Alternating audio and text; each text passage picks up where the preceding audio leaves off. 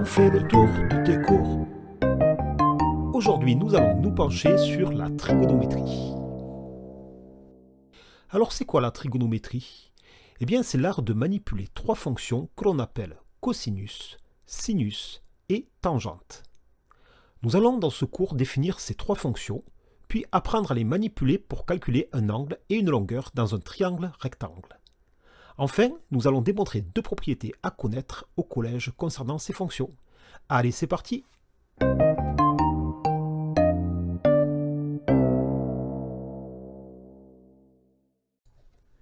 Tout d'abord, les fonctions trigonométriques ne s'appliquent que dans les triangles rectangles, c'est important.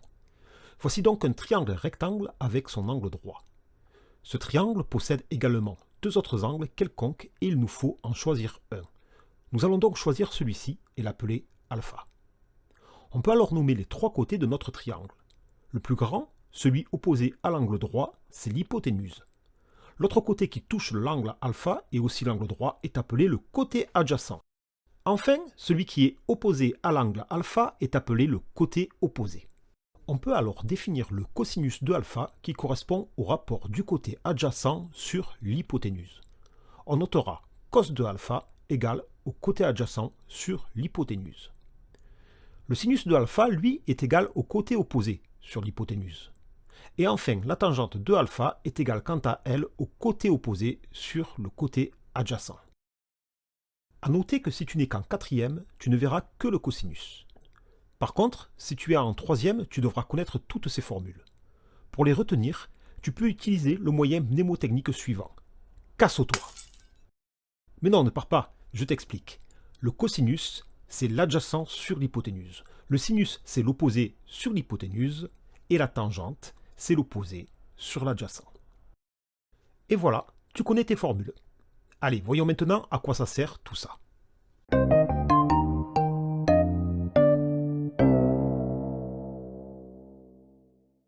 Prenons le triangle suivant, le triangle ABC, rectangle en B. BC est égal à 4 cm, AC est égal à 8 cm, et nous souhaitons calculer l'angle ACB. On observe d'abord les côtés que l'on connaît. Le côté BC, c'est le côté adjacent, puisqu'il touche à la fois l'angle droit et l'angle que je veux calculer. Le côté AC, lui, c'est l'hypoténuse. C'est le plus grand côté. Du coup, il nous faut une des trois formules qui contient à la fois le côté adjacent et l'hypoténuse. Et on passe donc au cosinus.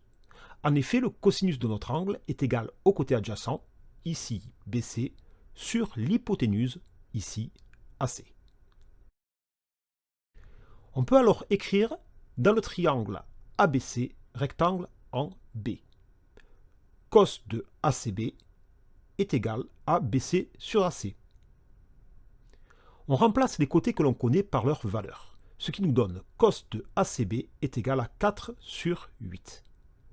Mais ce qu'on veut, nous, c'est la valeur de l'angle. Il nous faut donc enlever le cosinus devant ACB.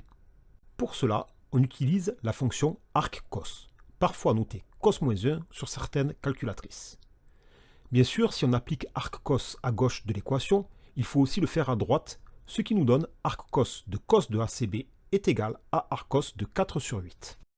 À gauche, arccos s'enlève avec le cos, et à droite, on se sert de la calculatrice pour calculer arccos de 4 sur 8. Sur la TI Collège Plus, il faut d'abord appuyer sur seconde, puis cette touche où il y a marqué arccos en petit au-dessus. Sur la Casio FX92, il faut aussi appuyer sur seconde, puis cette touche où il y a marqué en bleu cos-1. Mais encore une fois, cos-1 c'est pareil qu'arccos. On obtient donc l'angle ACB est égal à 60 degrés. Mais on peut aussi utiliser la trigonométrie pour calculer une longueur. Voyons à présent cela ensemble.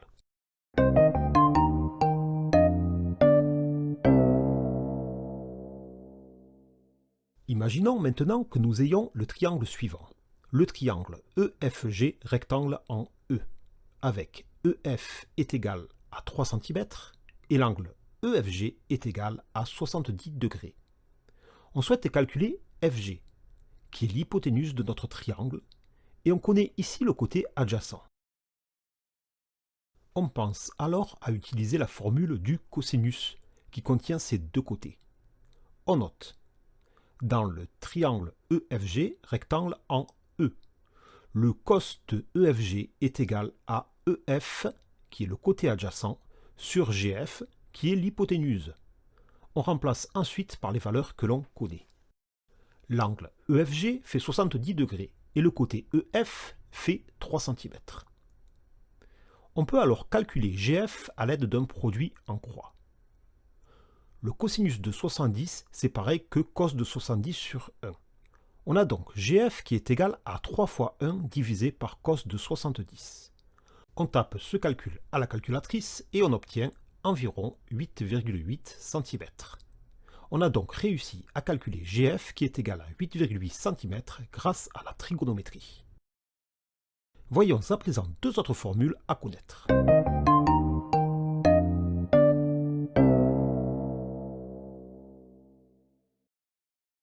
Tout d'abord, il faut savoir que le cos d'un angle au carré plus le sinus du même angle au carré est toujours égal à 1. En effet, prenons n'importe quel triangle ABC rectangle en A et considérons l'angle ABC, que l'on notera x.